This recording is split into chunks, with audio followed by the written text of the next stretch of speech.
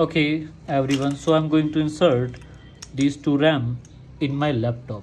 So I will guide you how you can install the RAM in your laptop. So before going to move further, let me tell you something about the RAM. Okay, so these are DDR4 RAM, and before installing you must match the megahertz frequency of the RAM.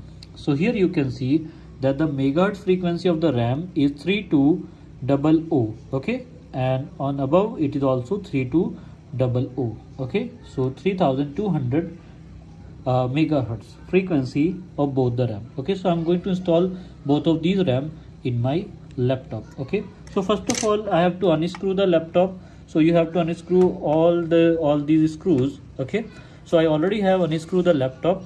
Okay, now let me open my laptop back side. Okay, so in this back side we can see the slots. So these are the two RAM slots over here. Okay, so 1 and 2, I can add up to 32 GB of RAM here.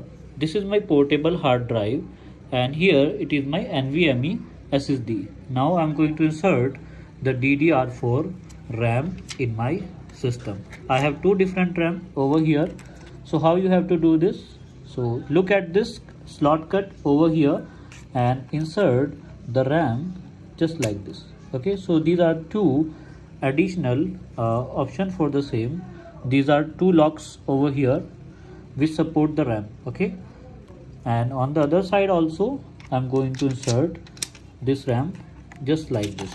Okay, and once you will insert the RAM, you have to, okay, just like this I have inserted the RAM, and you have to close the laptop. Okay, and put these screw in the laptop just like this. Okay, so this is how you can install the RAM, and this is really easy to do.